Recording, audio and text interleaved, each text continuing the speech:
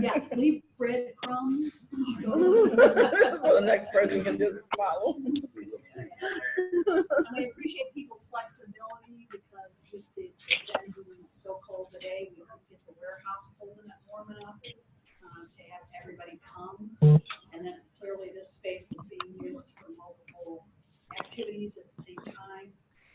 So we can only have a small group here. So thank you all for coming. Deborah, we have 4 minutes. We get to kick us off.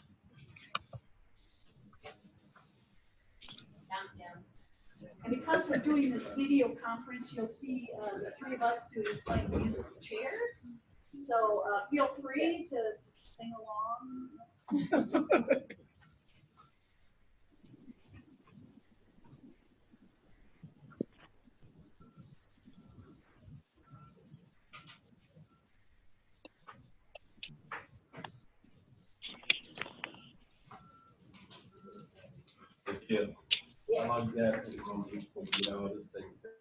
Well, they are just now putting together the sprinkler system. That's what all the digging is out there. Now have to go in and tap off the old sprinkler system main. That was the one that burst. And then they'll carpet, I think last Wednesday or Thursday, and it takes 10 days for that to renew. They power wash and disinfect. They'll have to rip this carpet up, power wash and disinfect. They'll have to, they're working on the drywall now. They'll have to repaint all the walls, then rebuild all of our cubicles and desks. So we're probably within, who knows, maybe 2 to 3 weeks still. At least. I found an inch and a half.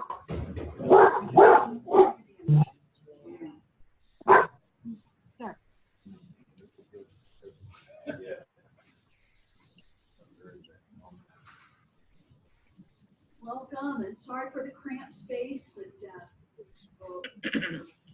making do.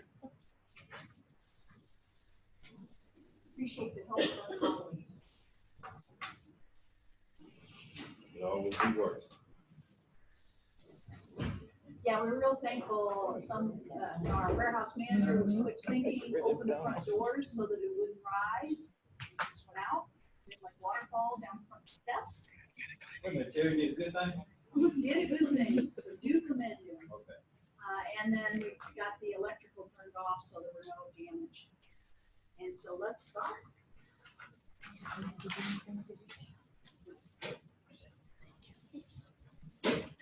Good afternoon, everyone. Thank you for coming out in this cold weather. We definitely appreciate you doing that. My name is Deborah Benson. I'm the Agency Relations Associate, so I'm the one that's always making the phone calls to you. So be sure that you complete your pre-surveys. This is a way that we can determine that you attended the meeting for today. So be sure to get those in by email, or you may just mail them in snail mail. As long as we get them, that's fine.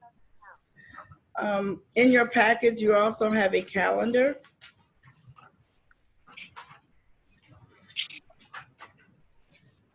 And these are all of our trainings for the year of 2020. Everything in red are the quarterly agency training options offered by the agency relations. The ones in green are by the nutrition ed. The blue is at the discretion of OFS partners and OFS participants. And the black are the non-OFS events. So we have no control over those dates. So when those dates are available, we will let you know when those are available. So I would like to get on online, all of the participants that are participating remotely. If you can tell me who you are.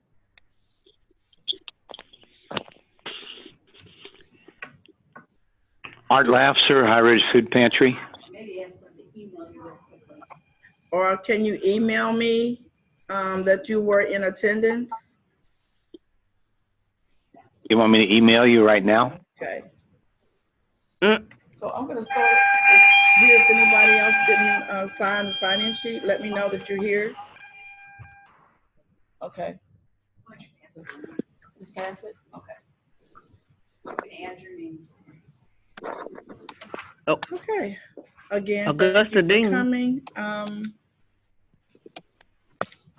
I am going to turn it over to Jill. Okay. I'm taking notes. Music.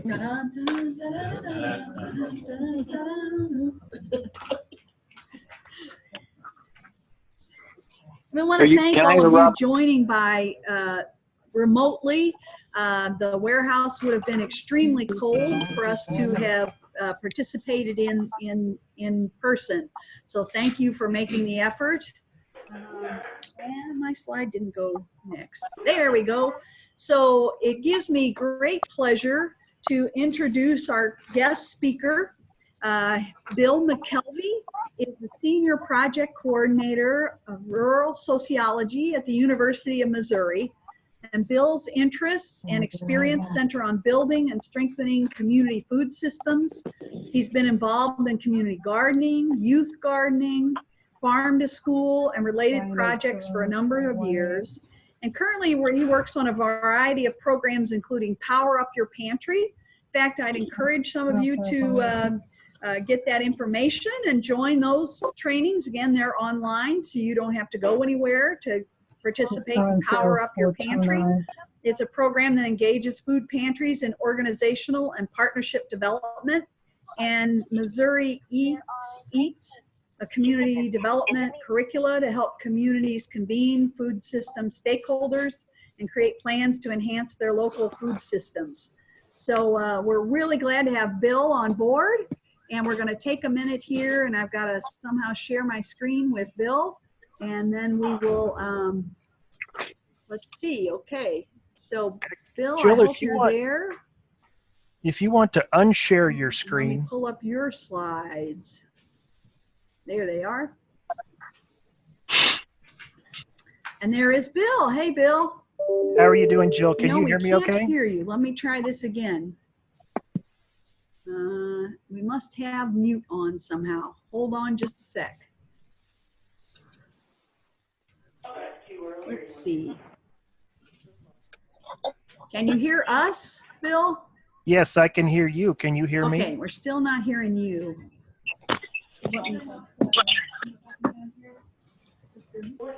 Yes, this is Zoom. Sounds Getting like other. great help from my boss, Lucinda Perry. Hi. Hi, Lucinda. Typically, if you do this,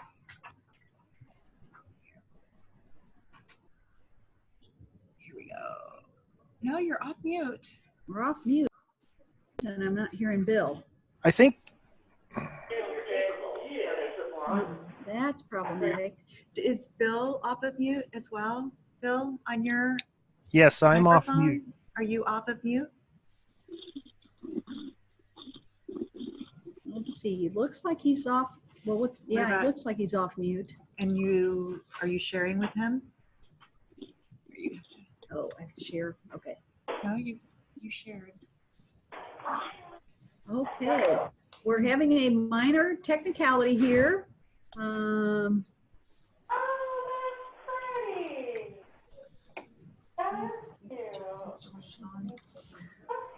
Bill, yeah, we're going to grab Jocelyn, but Bill, let me give you my cell phone number, which is not ideal, but we could at least start somewhat there. You can call Sure. me at 314-488-4333. See if we can get that going.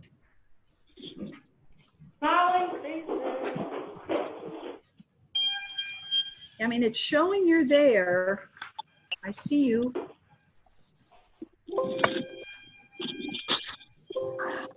I'm on the phone and I can hear them. Yeah, I think But the we're issue not might getting be any that sound. they don't have the correct speaker selected. Do you want to text me ideas, Bill? 488-433-314-488-4333. And text me if you have ideas how to get you going.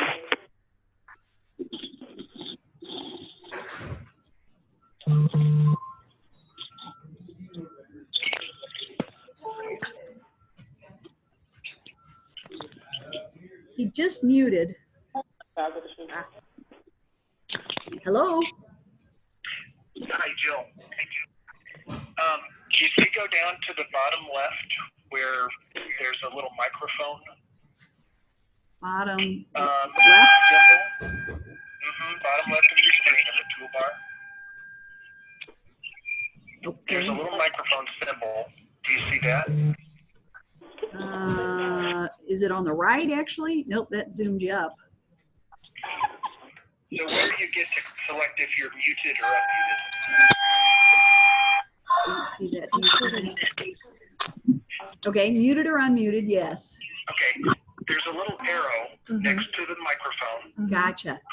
Click on that. Got it? And you should be able to then, you need to make sure that where it says select a speaker, Yes. is the speaker that you have access to that you can use. So you may need to select one of those in that list so that you can hear. Okay, let's try this one. R18. Okay, I'm hearing other people now. So other people, please mute your phones and mute. And then the other thing, Jill, I would suggest if you want to unmute, Okay, and then just let me share. all right. I think we got it. Okay, Cool. I'm hanging up. all right, thank you. Thank you for your patience as we learn this technology. Everyone here, Bill? All right, how are we doing now? Yay! All right. We did it. Nice job, everyone. Cool. And as Jill mentioned, if people can go ahead and mute your microphone. So if you're joining by phone, that's *6. And then later, when you have questions, you use *6 to unmute yourself. So that's the way it works on the phone. If you're on a computer, you should be able to hover over your name or thereabouts, or go down to the bottom of your screen on the bottom left to sort of mute or unmute yourself on your computer. And that'll just cut down on background noise. Okay, so hopefully people can see my slide now. Is everybody able to see my title slide? If someone can give me an affirmative. Yes. Awesome. Yeah. Good deal. Actually, I can see it in Jill's screen. Okay, so here we go. Thanks everybody for being here, and thanks to Jill and Operation Food Search for this invitation. I'm really glad to be able to present some information as it relates to the 2019 version of the Missouri Hunger Atlas. And specifically, Jill gave me some homework to pull together some trend information, so looking over a course of different years for the Operation Food Search service area. So that was a good exercise, and I was happy to take that on. So I will go ahead and get started. And I should mention this whole coming soon thing. So we have the data compiled for the Hunger Atlas. We just sent some final files away for a final review, and we believe that we will be able to print this and have it posted on our website before the end of the year. So please keep posted for that. I will share information with Jill whenever that's ready, and then Jill can share that with you all. So just a little bit of background about the Missouri Hunger Atlas. This is a publication that our Interdisciplinary Center for Food Security produces every 3 years. We're part of the University of Missouri, We're based on campus, and we use a variety of folks to help us gather this data and put it all together in this format. When you look at the Hunger Atlas, you'll notice two things right off the bat. One is that we have a variety of maps that kind of look at different sort of factors and indicators as they relate to hunger. In this example, I have a map here of the prevalence of diabetes. So we know that diabetes both has a sort of hereditary component, right? Like you can be more disposed or more likely to have diabetes because of a family history. We also know that diabetes has a dietary component as well. Are you all able to see my slides advance, by the way? Excuse me, no, your slides are not advancing. Well, that's interesting. They're advancing on my screen. Yeah. Let me try this.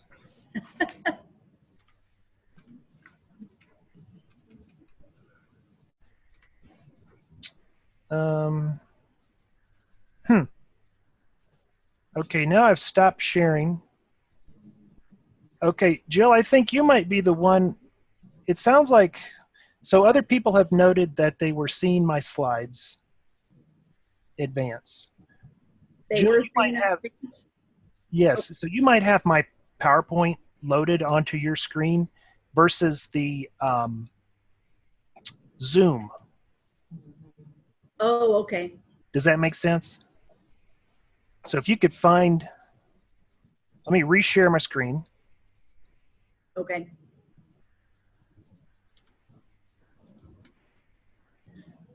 Let me close out of this and let's see if yours comes through. Did I lose you? No, I'm still here. Okay. Okay, I've lost you. So Jill, down at the bottom of your computer, are you able to see the little Zoom symbol? It's got the little camera with the blue circle. No. Are you able to close out of your PowerPoint presentations that you have open? Yeah, let me do that.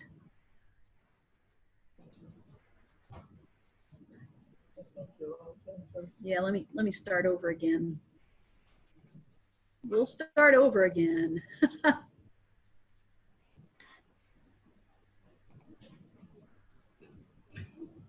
Okay. There. All right. Oh, cool. Just get out of it and start all over. Sorry about this, Bill. That's okay. That's okay. It's a learning opportunity. Cool. So I was explaining a little bit about the maps and how in the Hunger Atlas, we present a lot of data. And for some of that data, we make these maps that are nice, colorful displays of any given indicator. We also have a county page for each county in Missouri, plus the city of St. Louis, so 115 pages that provide all of the data that we've collected for each county.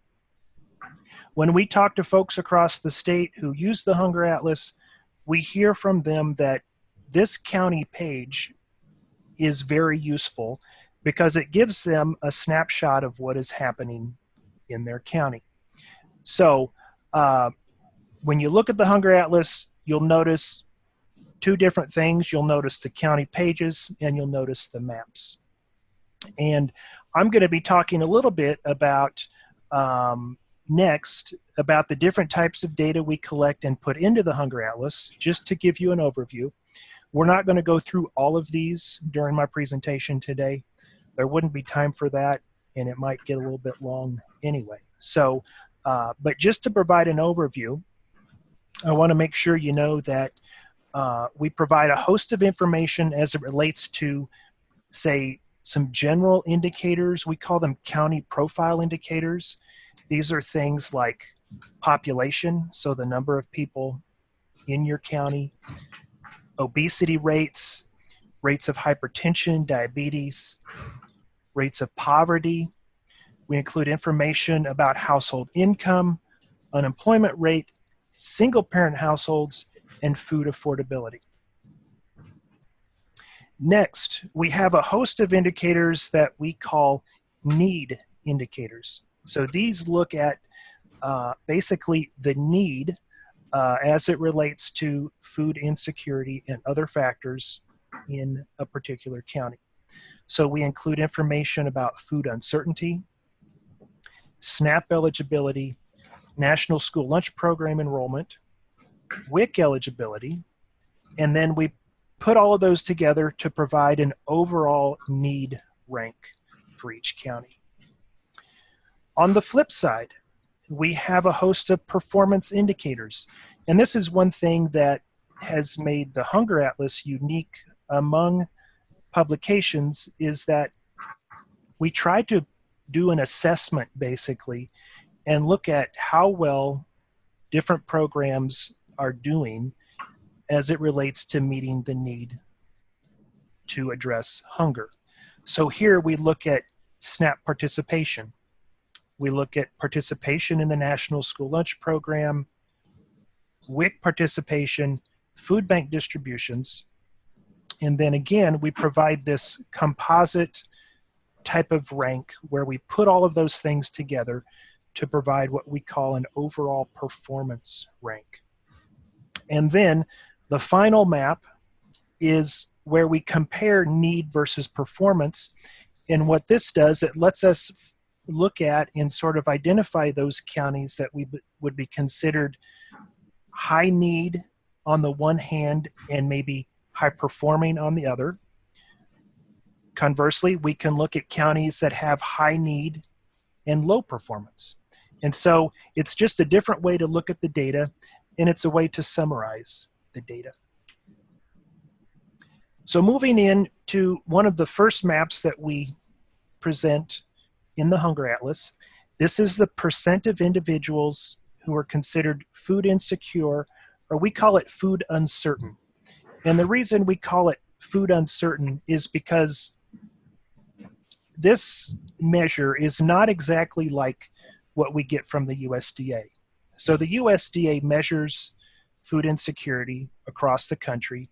They do this by calling a certain number of people in each state and asking them a series of questions. That would be very expensive to do in any given state if you were trying to sort of make this comparison between counties and actually show what is the food insecurity rate in each county.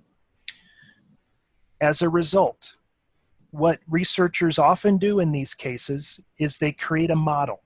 And so they do the research and they find out, well, what are the different factors that are most related to food insecurity? In this case, researchers with Feeding America, and this is published in their Map the Meal Gap 2019, have put together a model where they look at things like unemployment rate, median household income, poverty rate, home ownership rates, and some other types of predictors as it relates to food insecurity to basically create an estimate of food insecurity for each county, not only in Missouri, but across the country. And you can go to their website and you can see more information about that. And so what they have determined based on their model is that the state average for food insecurity in Missouri is 14.2%. And what you can see by looking at this map is that rates of food insecurity vary greatly across the state. So we have some counties, and these are the counties with the lightest shading, have food insecurity or food uncertainty rates of as low as 9%. We see that some counties have rates as high as 23.3%. And I put some dots on the counties that Jill provided for me that are included in the Operation Food Search service area so that folks can focus in on those counties that are most relevant to them. And so when we look at those counties in the OFS service area, we see that some of them have very low rates of food uncertainty, some of them are in the middle, and then some of them are towards the higher end. And so that's just some information for you to keep in mind. I do want to share a little bit of additional information that I pulled. So I mentioned that Jill gave me some homework, and this homework was to look back over 2 to 3 editions of the Hunger Atlas to try to show some, trends. And so with this particular data point, this percent of individuals food uncertain, I was able to go back to one Hunger Atlas. So you're seeing in the orange, the percent of individuals food uncertain from 2015. That's for each county in the service area. And then in blue, we see the percent for 2017, which is the most recent data we have available.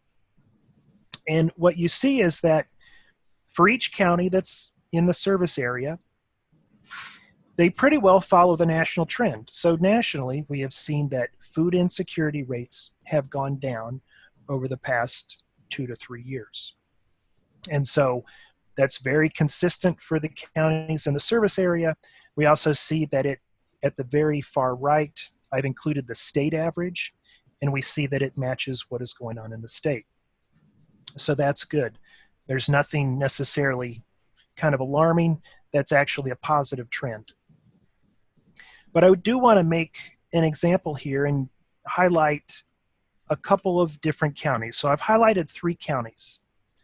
So let's take St. Charles County, which has the lowest rate of food insecurity in the service area. And let's look at, in addition, Crawford and Washington counties, which have higher rates.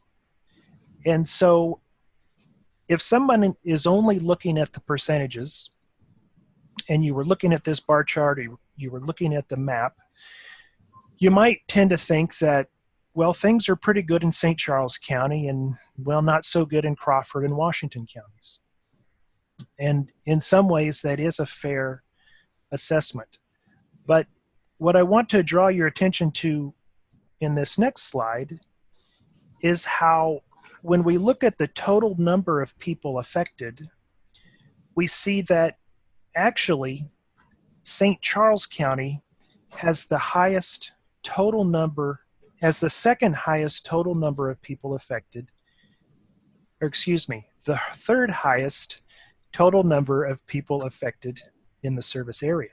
So they moved from all the way to the left, the lowest when we were looking at percentages, up to the third highest when we look at total numbers.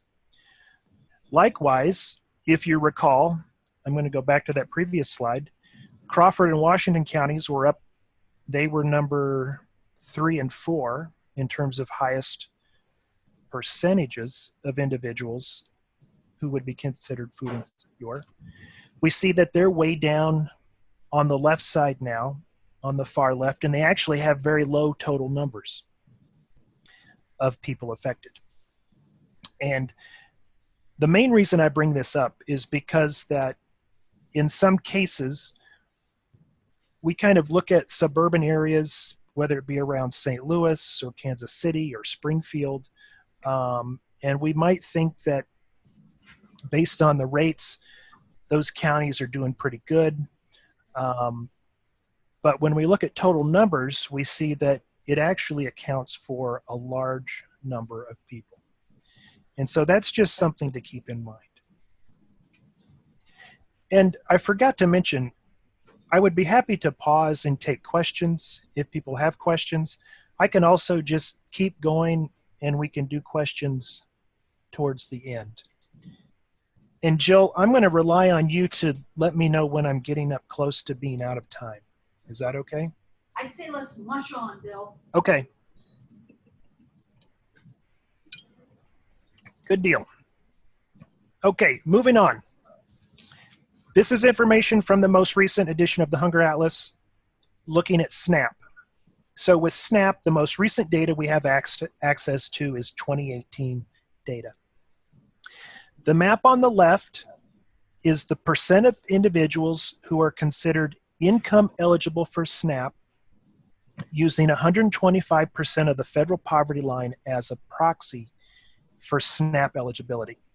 Now, we understand and we know that the actual federal poverty line for SNAP is 130% of poverty. However, we also know that people can have things that disqualify them for SNAP even if they meet the income guideline. So I was getting a little bit of education on this at the Empower Missouri conference on Saturday. I learned that having a certain amount of money in your checking account can disqualify you. Having a second car can disqualify you. And there are a few other things as well. So in order to try to address some of those issues related to these non-income factors that would disqualify people from SNAP, what we did was that we sort of lowered the bar as it relates to income to provide this estimate of income eligibility for SNAP. And we see again that for the OFS service area, things vary greatly. So you have some counties that have a very low percentage of individuals who fall below that 125% of poverty. You have some counties where anywhere from 30 to 40% of people would qualify just based on income alone. And then what we've done on the right side with the blue map is we've tried to estimate of those who are income eligible, what percentage of people are actually participating. And so here we've combined our income eligibility information with actual participation information that we got from the state to determine, of the total population that we estimate could participate in the program, here's how many are actually participating. And if I were to just make some generalizations for the OFS service area, I would say that you all in general are kind of on the higher side of participation. So you have a lot of counties that are dark blue, which indicates that somewhere around 70 to 97, 95% of folks who are eligible are actually participating. And then you have some counties that are a couple of shades lower, but you don't have any counties that are in the very lowest shade, which is, around 20 to 50% of the population. So if I were looking at this, I would think, well, obviously there's room for improvement in terms of making sure that those who are eligible for SNAP are participating in the program. However, relative to other counties in the state, the region is doing pretty well. Because we have changed the way we calculate income eligibility, I was not able to provide the same type of trend information that I did for food uncertainty. And so here what I've done is just shown the number of average monthly SNAP participants from 2012, which is the gray bar, 2015, which is the orange, and 2018, which is the blue. And in general, I would say that this follows the national trend, and it follows the way SNAP works in general. So, in general, when the economy is doing better, fewer people use SNAP. And we see that for each county in the service area, their total numbers of participants have decreased over, or at least since 2012, in the 3 years that are presented here. And in this slide, I haven't tried to sort of order the counties by number of people used. I've just kind of done it alphabetically. And so you might keep that in mind. I've followed this similar pattern for the next few slides as well. So what about WIC? We know that WIC is an important program. Just like with SNAP, we've done the same type of comparison. So the map on the left looks at the percent of children less than 5 years of age who are income eligible for WIC. And here we didn't mess with the threshold. We basically adopted the standard as it is for the WIC program, using 185% of poverty as our measure. So when we look at the map, we see that across the region, WIC eligibility varies. And again, this is largely based on poverty. On the right-hand side with the blue map, we've done our comparison. So here we look at the percent of children less than 5 years of age who are income eligible for WIC and participating in the program. And when I look at this map, one of the things that strikes me is that, at least based on appearances, parts of the region are not doing as well as it relates to WIC participation as they are with SNAP participation. I don't work very closely with WIC programs. I'm assuming that some of you folks may work more closely with WIC programs or have more sort of direct contact or awareness of what's going on with WIC. But to me, when I look at the St. Louis region in terms of WIC participation, I see more room for improvement. So the counties in that lightest shade, we estimate that somewhere between 25 to 45% of those children who are eligible are participating, whereas in the dark blue counties, we have participation rates somewhere between roughly 75 and 100%. So if it were me, I would want to dig into this information a little bit more, maybe do some asking around and maybe try to figure out what's going on with WIC participation, at least in some of these counties that have the lightest shade of blue. So for WIC, we have used this same method for calculating eligibility going back to 2012. So here you have information for 2012 with the gray bar for each county, 2015 with the orange, 2017 with the blue. And, you know, to me, there's a lot of information in here. And, but again, this is just looking at the percent of children who are eligible. We see that it varies quite a bit, both from year to year and also from county to county.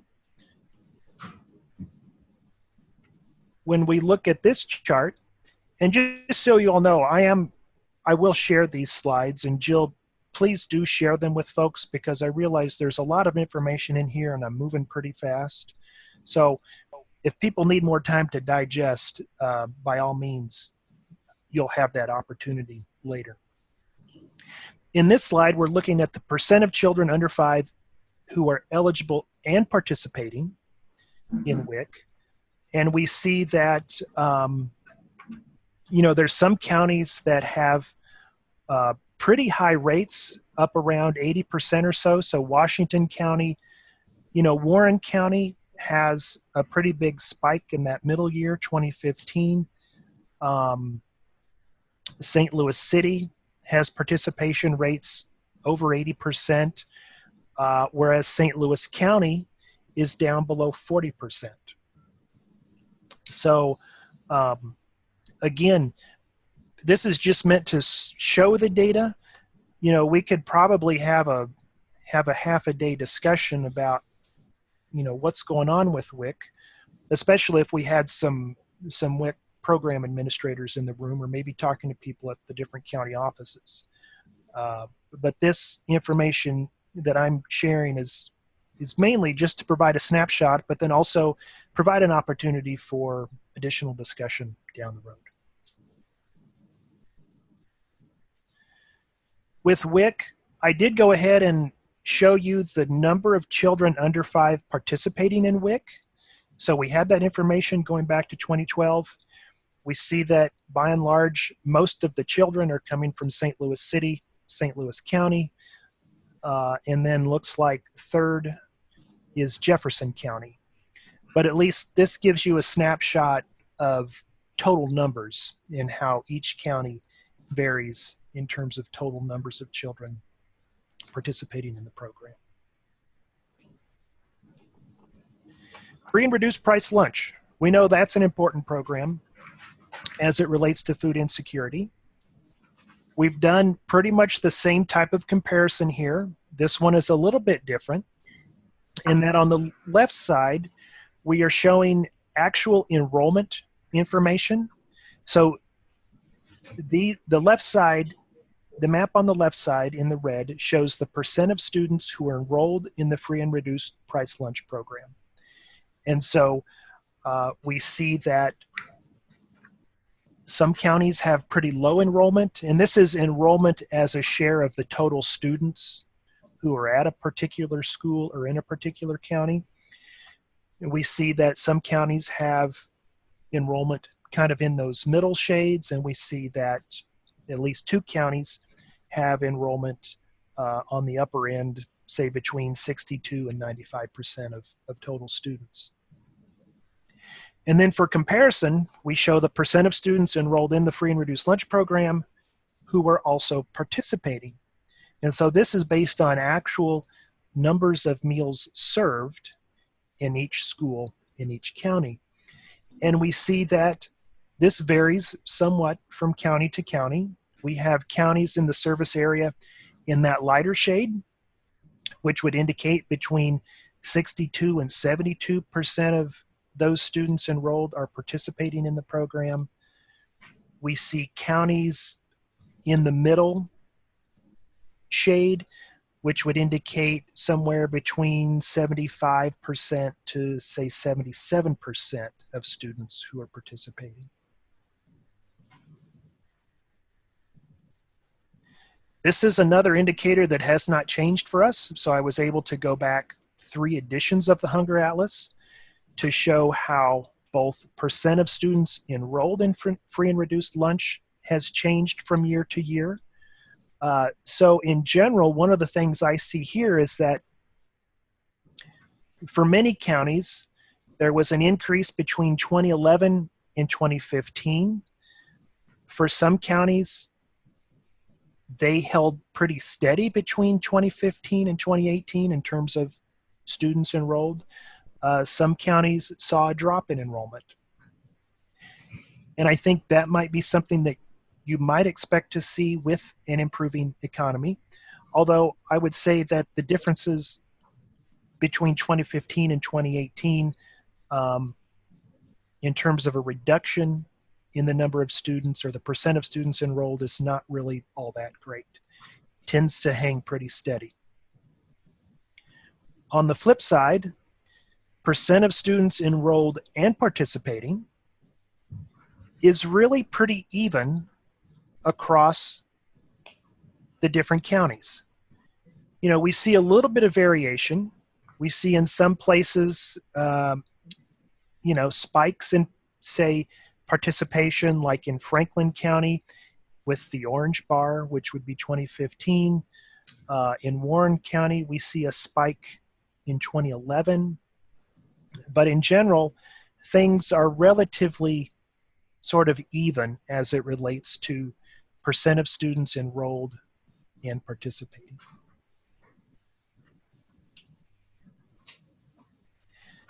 Moving on to food bank distributions. So this is an indicator that we changed this year with the inclusion of the pounds of food distributed by Operation Food Search. So in prior editions of the Atlas, and I regret this, we included the pounds of food distributed by the food banks, but we did not include Operation Food Search. And that was simply an oversight on our part and not really understanding what you all did. And so I apologize for that. And thanks to Trina and Lucinda, who came over to Columbia and visited with us, and we learned a lot more about what you all do. And as a result, we were very interested in including your total pounds distributed in this edition of the Hunger Atlas. However, we have the information now, and what you can see in this map basically is the pounds of food distributed by the 7 regional food banks per person who are below 100% of poverty. And so this is a comparison. So basically, we took the total pounds of food that were distributed in each county, divided by the number of people who are living at or below the poverty level to create this map. And we see that in some counties in our state, and actually a couple of counties in your service area, that the pounds of food distributed per person below poverty is in the 50 to 100 pounds. We see that across the state and also in parts of your service area. The pounds may be up around 280 to 630 per person in poverty. And so there's quite a bit of variation and variability both in your region and across the state. Bill, we have about 5 more minutes. Okay, I think that's perfect because I'm getting close to the end, and actually that gives me a chance to focus in here on a couple of things. Briefly, I want to show the map that is our composite, where we bring together the different measures to provide this summary map of the overall need in a particular place. And here we're including things like percent of population food uncertain, percent of population income eligible for SNAP, percent of students enrolled in free and reduced price lunch, percent of children under 5 who are income eligible for WIC. And we see that there's quite a variation across the state and the region in terms of overall need. You have some counties that are classified as very low need. You have some counties that are classified as very high need. On the flip side, if we look at performance, which again is this summary map where we've included percent income eligible who participate in SNAP, percent of students enrolled and participating in free and reduced price lunch, percent of income eligible children under 5 who participate in WIC, and pounds of food distributed per capita below 100% of poverty. Again, we see that there's quite a bit of variation in that you have a couple of counties that rank very low on the performance scale. You have some counties in the middle, and you have some counties that rank very high. This leads me then to our final map, where we compare need versus performance. And so there's a few takeaways, at least as we think about this final map and what it tells us. So we've grouped counties into 4 categories.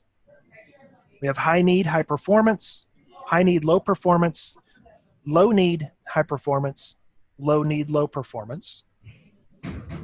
And to me, if I'm just kind of trying to think about what this means, I'm looking at 2 different areas in particular. So the dark orange would be what would be considered a high need, low performing county. It appears that you have 1 in your service area. So this is a county where we estimate that the overall need is pretty high, but then the overall performance is relatively low. The other counties I would be concerned about are those that are considered low need, low performance, and in particular, suburban counties that would fit this category. And so it looks like there's 3 in the service area, and 2 counties might technically be considered part of the St. Louis Metro. I'm not sure exactly how that's defined.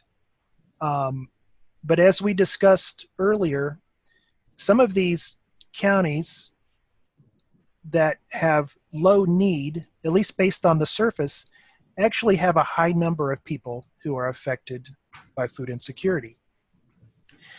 And so when you couple the low need with the low performance, potentially we're talking about a lot of people who are not necessarily accessing the services that they need. And, you know, really it's an opportunity to think more about what's going on in these places, maybe reaching out to other partners and trying to understand a little bit more about the local landscape and what's going on the ground. And so with that, I think I've used up my remaining 5 minutes.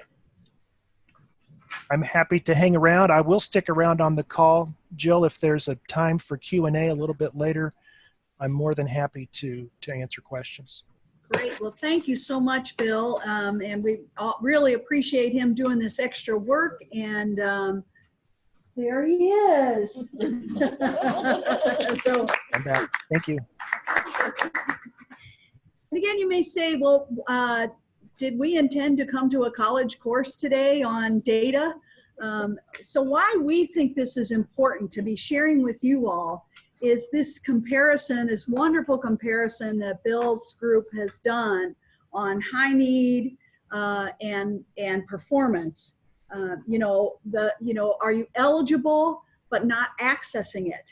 And we really feel like through our community food site networks, we have that opportunity to really be asking the question of our guests to our community food sites, you know, are you enrolled in WIC? Are you enrolled in SNAP? We know that those things help lend to food security.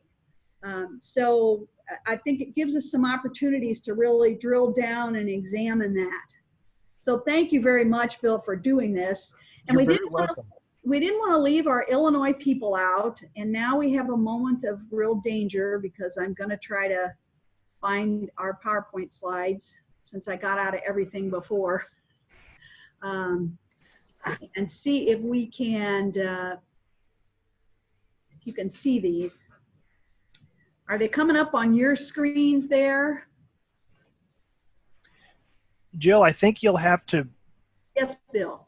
reshare your screen. Are you guys seeing me? Did I lose anybody? We're still seeing you. We can see your slides in the background being projected onto the wall, but they're not being projected through Zoom.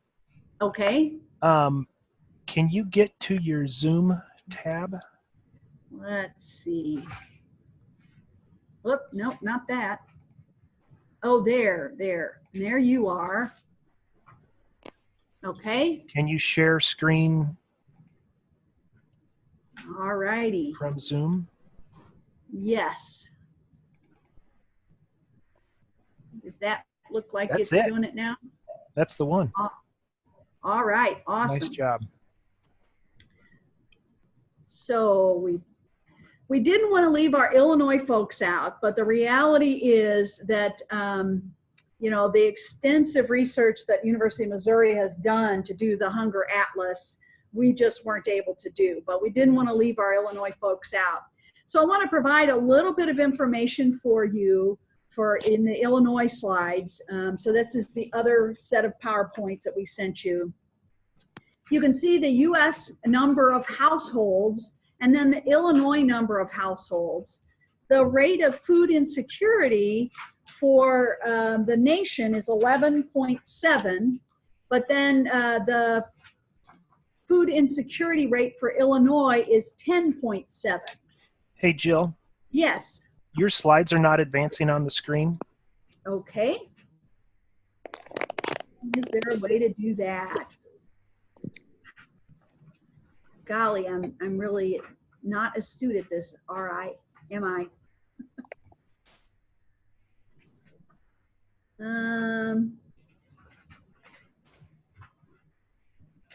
So should I do like a new share, Bill? Well, so I'm still seeing your title slide. I just wasn't seeing you advance slides. Were you advancing slides? Yes, and yeah, it didn't advance there, huh? Well, what I'm going to encourage, let me try it here. Nope, it's not doing it, is it? So we have sent everybody these slides, and so I'm going to invite you to look at your slides. So pull them out and I don't want to take a lot of time trying to figure this out at this point. So we'll go ahead and keep going. So again, you know, those in Illinois, your rate of food insecure households is a little bit lower than the national. Then I have in your packet a very small print item. Unfortunately, it's very tiny and hard to read, but it really shows the individual counties. And again, I really appreciate the work that Bill and his team have done, because they're drilling down by county level. And while a state may look, oh, hey, we're doing fine, your county may not look as good. And so within the counties that we serve in Operation Food Search, you've got a list there that sort of shows their food insecurity rates. And they run anywhere from a low of 8.3% to a high of 22.2%. So that's something to really give consideration. And that actually is our child food insecurity rates in your counties in Illinois. And again, we think it would be really lovely at some point to maybe encourage University of Illinois to do a hunger atlas and do the kind of digging into the data that University of Missouri has done to help us have more insights about how to approach our needs.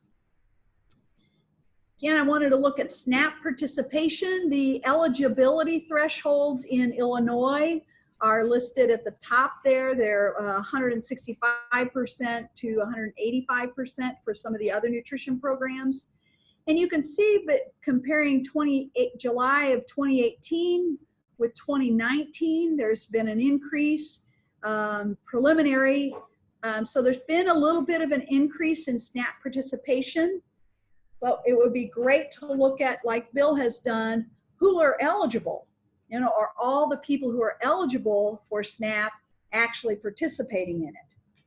So those are things you could ask your county officials to look into as well, and see if they can pull that data for your county. Then we have the National School Lunch Program. And this data was a little intriguing to me because I noticed in 2014 it started lower and it's grown almost by 100 million. And then it's kind of been declining over 2017 and 2018, which is that due to, again, increased employment, or is it due to people not taking advantage of this benefit? So it's something to keep a watch on. With the WIC program, fortunately in Illinois, there's been increases in WIC participation, but it would be good to compare with how many are eligible for WIC participation. And then the last slide I have for the Illinois folks are the school breakfast programs. And that to me is quite encouraging because you see an increase in the number of participants, but again, doesn't have that detail of whether all the students that are eligible are actually participating. So at this point, I'm going to turn it over to Jessie Hollenbeck. Jessie is our wonderful intern who's just done tremendous work for us, looking at our service area and trying to do some analysis too to help us figure out where do we still have needs in our service areas. Jessie. No. Maybe you'll have better luck. So yes, my name is Jessie. I am the intern. I go to St. Louis University. I'm getting my master's in public health with an emphasis in epidemiology, so a lot of data and numbers. And during most of my time here, I have been conducting a map analysis of my own. And this is focusing more on the counties that we serve and then taking a deeper dive into the zip codes in those counties. So what I'm going to show you, I'm going to be throwing a lot of data and numbers your way too, and definitions. So if you have any questions, just ask me. And I want it to be kind of interactive. I don't want it to be just me throwing numbers at you. So the first slide will be slide 12 that we're going to look at, and this is the Missouri County. So again, we have the map of all the Missouri counties and the ones that OFS currently serves. And I'm going to look at Missouri first, and then I'll go into the Illinois counties that we serve. So the first level of data that I explored was LILA, and that comes from the USDA, and it's at the census tract level. Does anyone know what a census tract is, how they measure that? I didn't either before I looked into this, and it's actually a polygon that covers a well-defined geographic area, and it's how they do census. And the difference between a zip code is what we're more familiar with, and that is a cluster of lines used by the U.S. Postal Service to deliver your mail.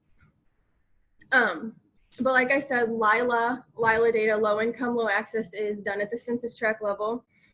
And a specific census tract is defined as low income, low access, or LILA positive, if a significant number of residents are low income, low access, and they're more than 1/2 mile from a supermarket or grocery store in an urban setting, or they're more than 10 miles from a supermarket or grocery store in a rural setting. So then looking at our Missouri counties, the ones that came up with more census tracts that were low income, low access than the opposite were St. Louis County and Washington County. And then the next level was a large number of census tracts were LILA positive, and that was St. Louis County. I also included the population density on there to get an idea of the volume of people in each of those counties. And you'll notice that St. Louis City and the county have significantly more volume people than Washington County does. So then next, the second level of data that I explored were poverty levels. And these are at the zip code level, and they indicate the percent of individuals living below poverty level. In my really big 55-page report that I did, I divided and coded the levels, but the two that I'm going to focus on today are the two most extreme. And those are, the red level would be that 45.1% of individuals or more are living below the poverty level. And those were St. Louis County at 51.5% and St. Louis City at 52%, and then those specific zip codes in there, which was 63140 and 63106. And then the next highest level was the 35.1% to 45% of individuals are living below poverty level. And there's one zip code in St. Louis County at 37.1% and 2 zip codes in St. Louis City. So then we're going to take a little bit closer look into the zip codes in the red level, or the most extreme level.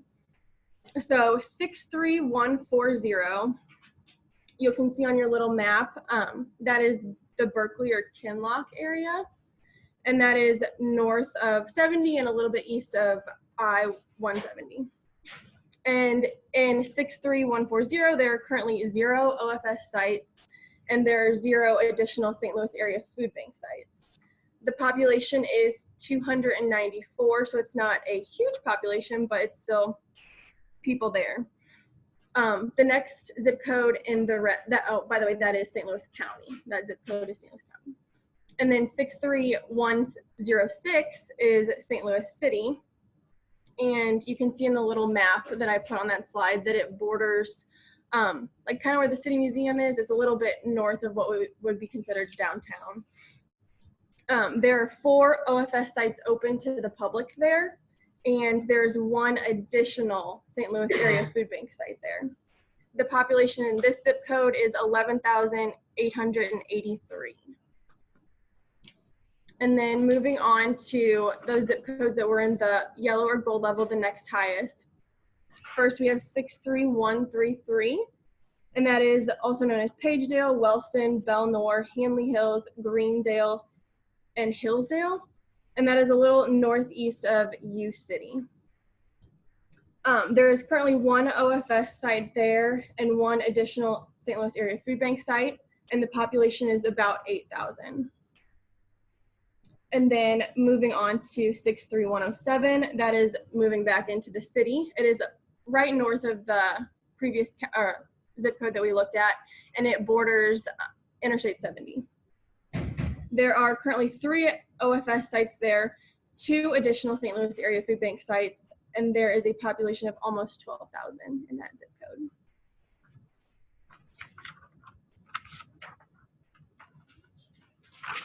Okay, so are there any questions about the Missouri data so far? All right, we're gonna move on to, yeah.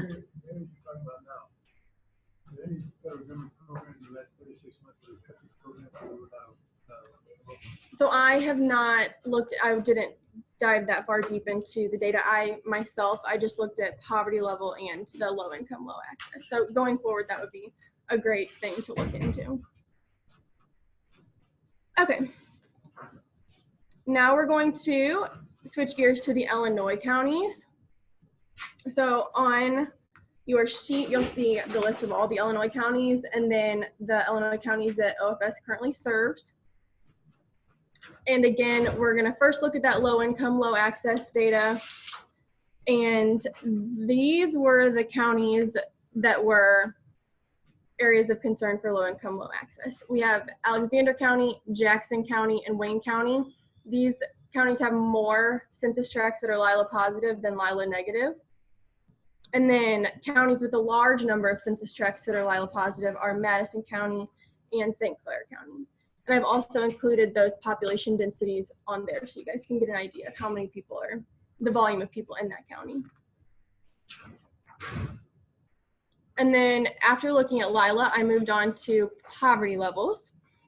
And that red zone at 45.1% or greater individuals living below poverty level. We have 1 zip code in Alexander County, 1 zip code in Macoupin County, and 3 zip codes in St. Clair County. And then that next level, the yellow or gold zone, which was 35.1% to 45%, are living below poverty level. We have 2 zip codes in Alexander County, 2 zip codes in Jackson County, 1 in Madison County, and 1 in St. Clair County.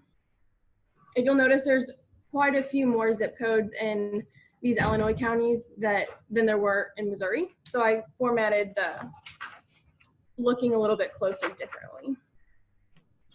So if we're gonna take a closer look at St. Clair County, I wanna point out 3 zip codes that are in the red zone, and that is 62201. And this is also known as East St. Louis, Sauget, Fairmount City, Madison, and National City.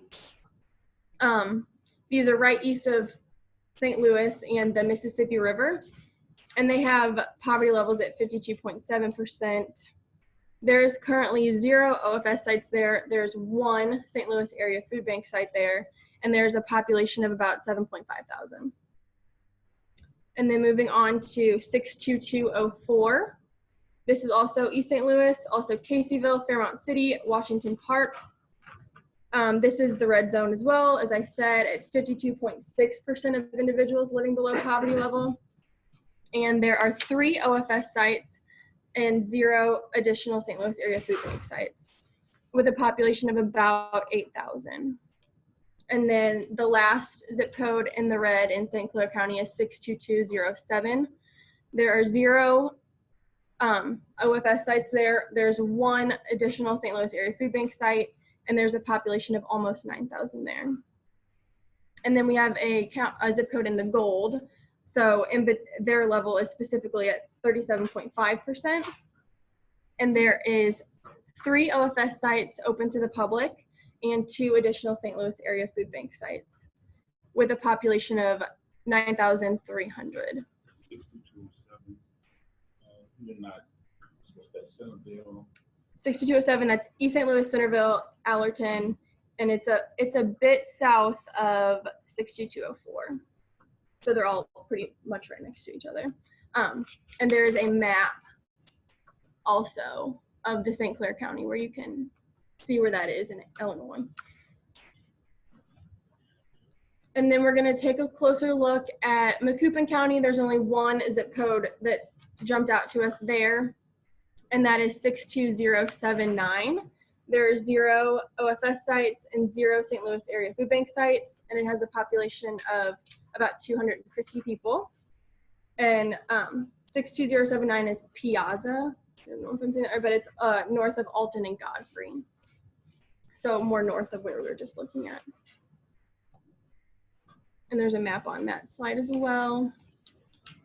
And then for our final county that we're going to look at in Illinois, we have Madison County.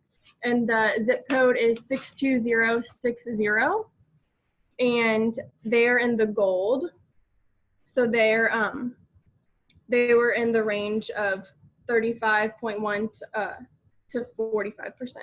And this is Madison, Granite City, Venice. There's one OFS site there, and there are 0 St. Louis Area Food Bank sites additional to that. And the population is almost 5,000. It's 4,800. So are there any questions about the Illinois data that I just gave you all? Yes.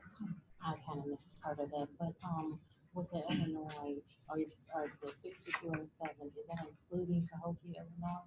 Or is Cahokia combined with East St. Louis? Do you know? I don't specifically know that. Then that would be a separate one. There's food banks there. In 6206? Right. Yeah, this is just 6207. That's not including that one. Nope. Any other questions? All right.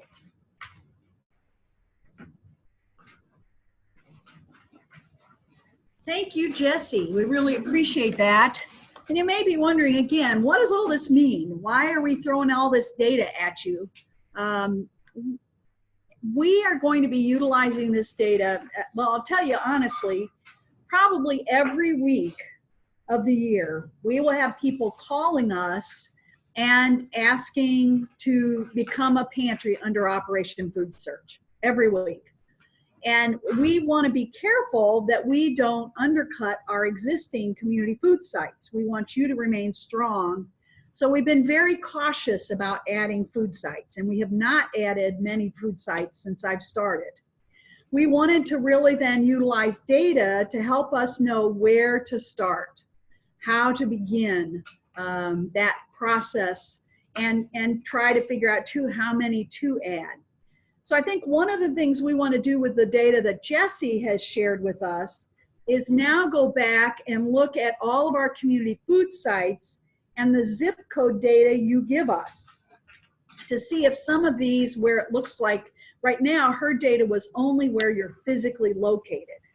But then to look at this data and say, okay, here are the zip codes you serve, and then see where our gaps might be, where we maybe don't have any food sites serving at all. And then give some consideration about what we might do. And looking also at that's where that population density becomes important, because we may have some zip codes, but there's really only 200 people in that zip code. While we care about those 200 people, is that the best utilization of our resources to start a new food site there? When maybe there's an adjacent county that we could somehow work with our existing partners to serve better. So our original design for this, until it got really cold today and we moved away, was to really have you all break up and kind of have a discussion about what you've seen and help generate some ideas. But I think, you know, people on the joining us by Zoom are at a disadvantage. It's a lot harder to really do a good discussion that way. So what I'd like to ask everyone to do, both those of you viewing online, and we have some that have come in person, to really maybe email Deborah and I any ideas you have about meeting these gaps, or other insights you have, like, yeah, we may be physically located here, but we could serve more people if, you know, what would you need to serve more people if? What are other ideas you have to bridge these gaps that we're starting to see? So let's have you email them to me, because Deborah's catching up with all of our monthly reports with the server being down. So email jill.thompson@operationfoodsearch.org with your ideas. And then maybe at a subsequent meeting, we can really actually have that discussion with each other in person. But we think really you are on the ground there. There may be other factors you see that we ought to consider in that kind of analysis. you know, are we missing something else that we ought to be thinking about in terms of where we might locate and meet the needs of our communities? And again, we are wanting to be very cautious and careful because we don't want to undercut you who are already